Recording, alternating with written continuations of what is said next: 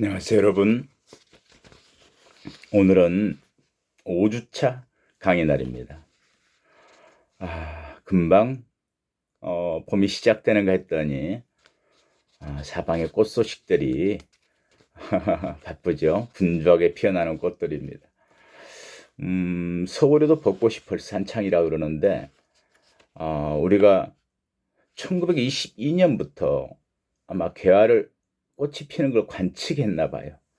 그러니까 100년이 됐는데 딱 100년 만에 가장 빨리 폈다는 거예요. 그동안의 평년보다 거의 한 17일이나 빠르다 그러죠. 주변에서는 목련도 이제 피어났는데 어제 오늘 비가 와서 꽃들이 다 질 것 같아요.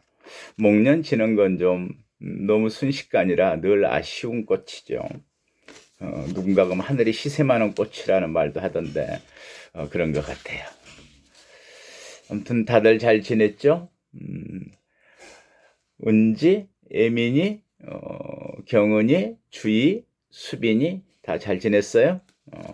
철우도 잘 있고, 지민이, 양미, 세양미도 레포트 쓰느라고 했을 것 같고, 윤지원, 이지영, 이하슬, 정수현, 변일래.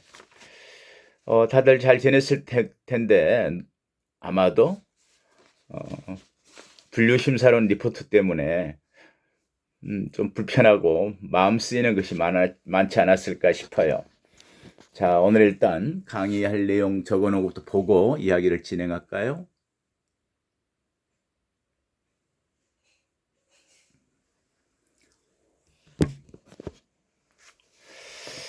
여러분들에게 이야기해줬던 리포트는 그 부분을 이해를 잘해야 교정 이념을 이해하고 교정 이념을 이해해야 분류 처우 제도를 잘 이해할 수 있을 것 같아서 관련 지은 생각을 해보라고 한 거예요.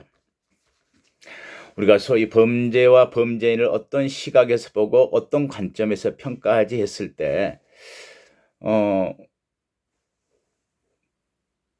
어떤 부분은 범죄는 정말 도덕적으로 잘못된 것이기 때문에 비난을 받아야 마땅하고 그래서 처벌은 당연한 것이다.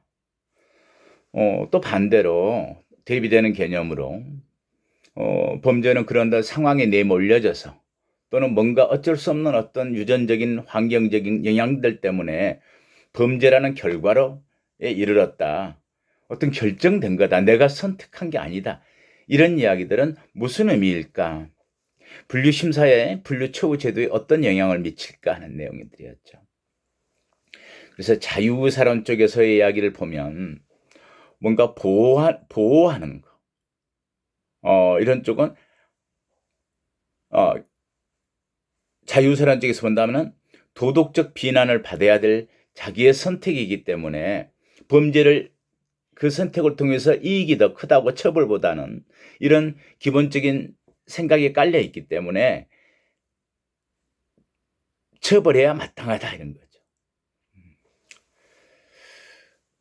그래서 어찌 보면 제일, 프리즌 이런 개념들이 있죠. 감옥, 질서, 통제 그걸 또 강제로 치료해야 되는 타율적 변화, 강제적 참여 이런 쪽들의 부분들이 있다면 그건 자유사론 쪽이라면 결정론에서는 뭔가 그 부분들에 대해서 보호한다라고 하는 부분들 바꿔준다, 치료한다, 원조한다.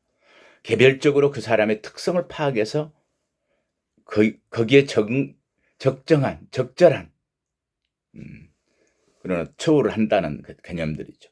그럼 분류처우 제도하고는 어떤 관계가 있을까요? 하는 것들이죠.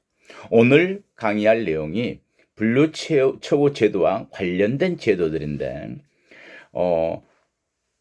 그런 부분을 통해서도 우리는 범죄를 어떻게 보는가, 범죄인을 어떻게 보는가라고 하는 것과 분류처우가 밀접하게 연관되어 있구나 이렇게 알 수 있을 겁니다. 오늘은 분류처우 제도에 대한 이야기를 다시 한번 정리해 보고 분류처우 제도와 늘 대비해서 설명하는 개념이에요. 분류처우 제도와 관련지어서 제일 먼저 누진처우 제도를 이야기를 하는 것은 시기적으로도 먼저, 그리고 소극적 분류에서 적극적 분류의 전 단계, 또는 교정이라고 하는 시설에서의 효율적 관리, 질서, 통제 이런 부분이 자리를 잡아오다가 이제 현대적 분류처우 제도가 되었기 때문에 누진처우 제도는 우리가 살펴볼 필요가 있다. 이렇게 이해하면 되겠습니다. 먼저 우리가 분류처우 제도를 이야기를 했었는데 다시 한번 분류처우 제도에 대한 이야기를 하고 관련 제도를 이야기하기로 하죠. 과연 분류처우 제도의 그 의의나 목적은 무엇이었을까? 전통적인 교정 제도에서는 범죄로부터 사회 보호가 우선적인 기능이었겠죠. 그런 관점에서 구금 기능이 어떻게 처벌하고 형벌 집행하라고 가두어서 관리해서 자유형을 집행할까 하는 건 초기에 어떤 분류처우의 교정 제도들, 전통적인 교정 제도죠. 물론 오늘날 그게 무시되고 있는 건 아니에요. 본래적 기능이기 때문에. 근데 어느 쪽을 더 교정 이념으로서도 중시하느냐? 현대의 교정 제도는, 현대 교정 제도로서의 분류처우 제도는 어떤 목표, 어떤 기능을 하기 위해서 존재하는가? 그래서 예전에는 전통적인 교정 제도에서는 구금 기능이 최선의 기능이었죠. 그런데 이제 우리가 공부했듯이 교정의 변천에 따라서 수용자의 지위가 재평가되고 소위 인권 존중, 휴머니즘들, 그리고 이제 다시 돌아올 사람들에 대한 효율적 변화, 이런 부분들에 대한 이야기들입니다. 수용자의 지위가 재평가받게 되고 수용자의 건전한 사회 복귀가 새로운 교정의 이념으로 대두됨으로써 종래의 소극적이고 응보적인 자유구금주의는 오늘날의 적극적인 처우 중심주의를 또 지향하게 되었다. 이에 따라서 각국은 이제 전통적인 행영을 좀 돌아보고 반성하고 수용자에 대한 과학적인 분류 조사를 통해서 개개 수용자의 특성에 따른 처우 지침을 수립하는 걸 중시했죠. 이 자체가 분류 처우 제도의 설명이었죠. 개개 수용자의 특성에 따른 처우 지침을 수립을 중시함으로써 행영의 인도화도 꾀하고 처우의 효율화를 도모하고 있다. 오늘날.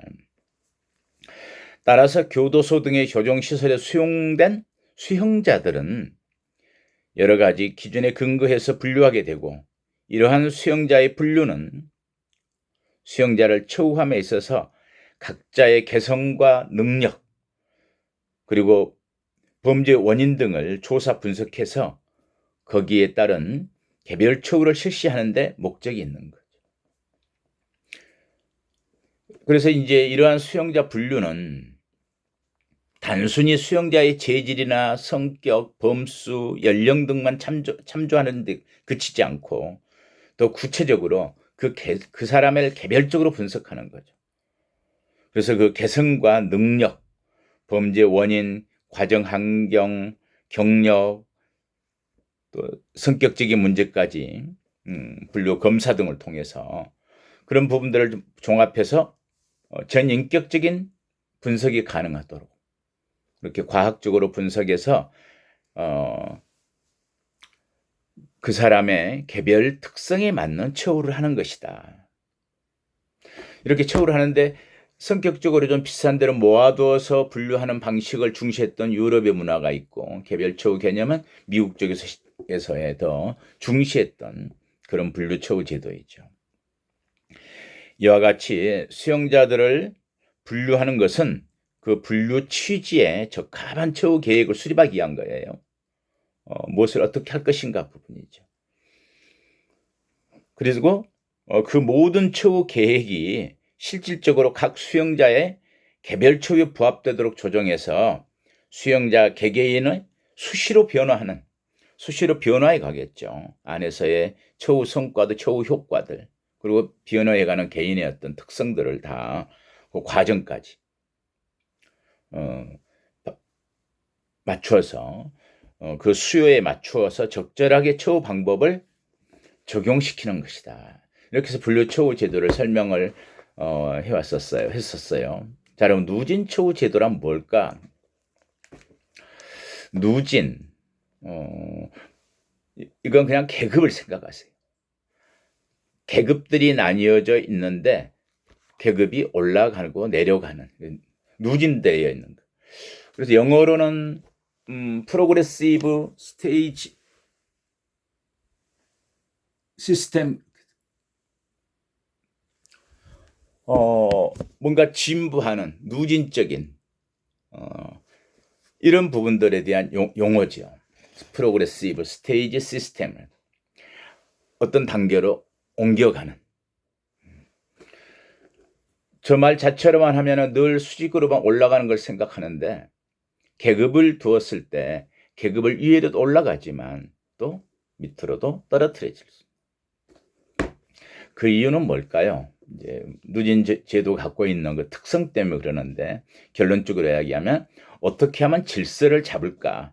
잘하면은 떡을 하나 더 주고, 못하면은 매를 주는 이런 개념을 생각하면 누진 제도는 이해하기가 더 훨씬 용이하기 쉬울 것 같아요. 자,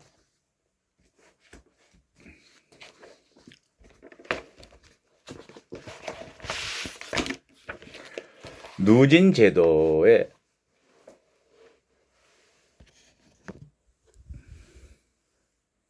의의와 역사적 고찰에 관한 이야기들입니다. 어떻게 발전해 왔는지 이 부분을 이해해야 다음에 개별처우를 이야기가 더 수월하겠죠. 왜 처음에는 개별처우라는 개념이 왜 등장했는지 이 부분을 알게 해주는 제도입니다.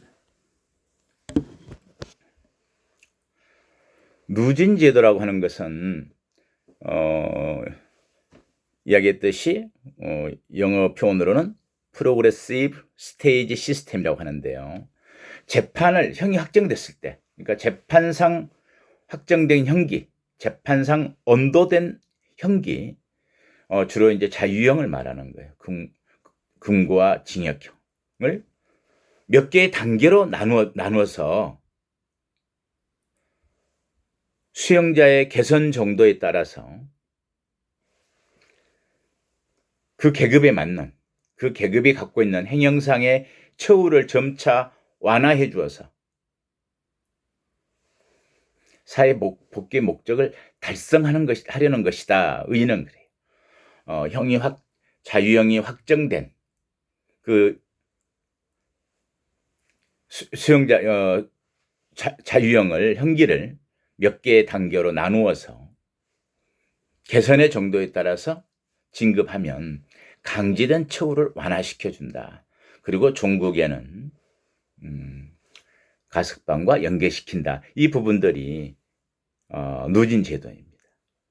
취지인즉슨 그렇게 함으로써 자기가 스스로 개선을 하려고 하는 노력을 할 것이다 라고 하는 본인의 어떤 개선 의지, 재활의 노력, 이런 부분에 강조를 하는 것처럼 보이죠. 물론 그런 의미를 가지고 있지만 원래 이 제도의 취지는 그런 계급을 둠으로써 뭔가 관리를 용이하게 하는데 더 큰 목적이 있었다. 이렇게.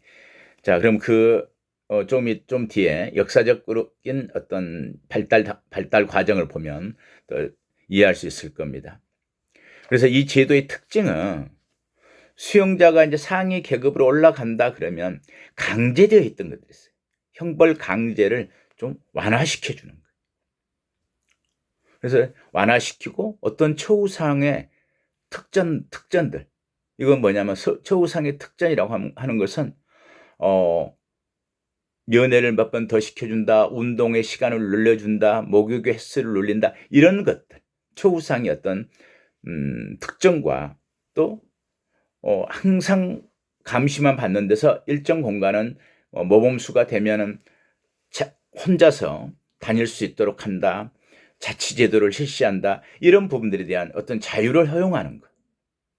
계급이 상향, 진급, 상향에서 바뀌는 것에 따라서. 그래서 그런 강제된 처우를 완화시켜줘서 특정과 특전, 자유를 확대하고 그런 자치적인 활동을 부과시키는 거죠. 자치 책임을 부과시키도록 하여 최상급자에게는 가석방과 연계시킴으로써 수용자의 앞날에 희망을 주고 분발 노력을 촉구하면서 자력적 개선을 도모하는 그 목적이 있다. 이게 누진처우 제도. 이 제도가 시작된 건 1822년에 시작됐지만은 사실은 세계적으로 많이 확대되는 것은 1차 대전과 2차 대전 사이에 그 사이에 세계적으로 널리 채용되었고 우리나라도 누진처우 제도로서 운영된 게 정식으로 법이 바뀌기 2008년까지는 누진처우 제도가 우리 행정제도의 근간을 이루어 왔었어요. 자, 그럼 이러한 누진처우 제도는 어떻게 시작되고 발전했을까? 누진제도 이야기하면 늘 호주 이야기가 나와요. 호주가 발상지다. 누진제도의 최초의 발생지는 오스트레일리아다. 이건 뭐냐면 1980년 이래 1989년 이래 영국에서는 어떻게 했냐면 본국에 있는 범죄자들과 식민지인 호주에 있는 수용자들을 어느 섬에다 같이 가두어 둔 거예요. 그래서 이제 영국 본토에서 이송된 수용자의 수가 또 그러다 보니까 증가하고 아무튼 수용 시설이 포화되어서 사람이 개선되지도 않아요. 그런 상태에서 이 사람들을 가석방을 시켜줘서 뭐 인원이 많이 차니까 사회가 굉장히 문란해진 거예요. 그래서 이제 오스트리아 당국에서는 영국 정부에 우리한테 좀 제발 보내지 마세요. 본토의 사람은 영국 사람들은. 그래서 그런 반대를 이제 영국에 건의했었고 이에 따라서 영국 정부에서는 그 대책으로 충분히 개선된 자의 석방 방법 충분히 개선돼서 나와야 그 사회가 혼란스럽지 않기 때문에 그런 방법을 찾으려고 노력했고 그 개선의 촉진 방법을 사람 어떻게 그렇게 개선될까 방법을 강구하게 이르는 거죠. 그래서 이와 같은 역사적 배경에서 영국 정부의 행정 당국은 1822년에 행정 과정을 4개의 단계로 나눴어요. 이렇게 나누어서 수용자의 행정 성적에 따라서 점차 자유를 허용하는 그런 일종의 어떤 고사제도로 누진제도를 실시했는데 당시에는 좋은 결과를 거두었죠. 왜? 질서가 잡혔기 때문에 많은 부분에서.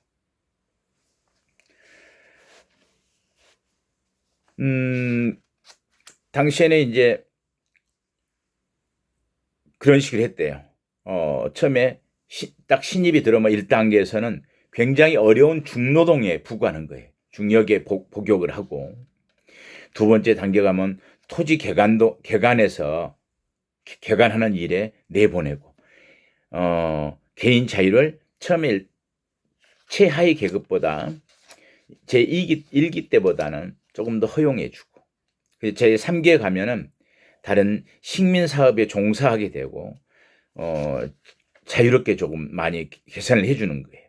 그리고 3단계가 지나서 4단계가 가면 이제 가석방하고 연계시켜가는 이런 제도들을 창안하고 적용한 거예요. 이 제도는 완전한 어떤 개선을 위한 어떤 교정 제도라고는 할 수는 없지만 적어도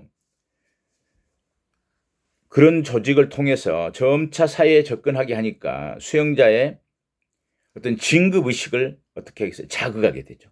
뭔가 간격이 올라가면 어떤 특전도 주어지고 자유도 허용되니까. 그래서 이때가 이렇게 기원이라 하고 있는데 그 후에 이제 늘 루진제도 그러면 여러분들이 이제 기억해야 될 단어가 노포크섬, 마코노키 소장 이런 말을 해요. 그걸 그 누진 제도가 시행된 장소가 호주에 있는 노포크 섬이라는 데였고 거기 있는 교도소장은 마코노키라고 하는 영국의 해군 대령이었다고 나와요. 아마도 어디 함대 함장이었다가 거기를 관리하던 중에 거기 교도소장이 되었고 나중에 행영학자로 이름을 알린 마코노키 교도소장입니다.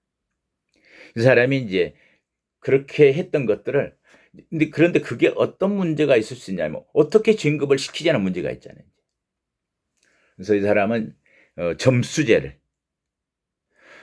점수를 주어서 그 점수를 다 소각하면 소위 그걸 책임 점수라고 할 수 있겠죠. 나한테 주어진 책임 점수. 우리나라도 그렇게 시행했었어요. 범죄 재질에 따라서 범죄의 형태에 따라서 분류급을 만들고 거기에 따른 점수를 그 형기에 반영하는 거예요. 그러면 책임 점수가 나오는 거죠. 예를 들어서 개선이 가능한 수용자는 A급, 개선이 곤란한 수용자는 B급, 개선이 극난한 수용자는 C급 이렇게 두었을 때 개선 곤란자는 2점을 두고 개선 가능자는 개선 곤란자는 3점을 주고 개선 극난자는 4점을 주었다. 그리고 초범들의 경우에는 2점, 3점, 4점인데 만약에 재범자들이다. 누범이면 2.5, 3.5, 4.5라는 점수를 미리 만든 거예요. A, B, C 분류급에. 그 다음에 그 사람의 형기를 월로 환산해서 곱해주면 만약에 3년형을 받았다면 몇 개월이죠? 36개월 곱하기 A급은 2점, 곱하면 72점의 책임 점수가 될 거고 3점을 곱한다면 36 곱하기 3해서 108점 이렇게 되나요? 3, 6, 18, 3, 3, 5, 9 이런 식의 어떤 본인에게 계급에 맞는 책임 점수를 부여한 다음에 매달 그 점수를 자기가 생활하는 태도나 작업 성적 등으로 그 책임 점수를 소각해가는 거예요. 그래서 그 책임 점수를 다 소각하면은 최하위 등급에서 한 계급으로 올라가는 거예요. 호주가 네 계급으로 뒀듯이 우리나라도 예전에는 누진 계급으로서 4개의 계급을 뒀어요. 최하위인 4급과 상급, 2급, 1급.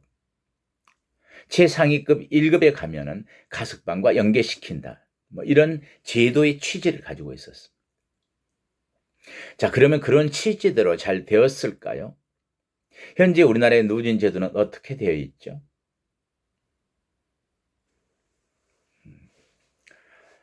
이 부분에 대해서는 다음 시간에 누진 제도에 관련된 문제와 문제점에 대한 비판은 다음 시간에 이야기하도록 하겠습니다. 좀 쉬었다 하죠.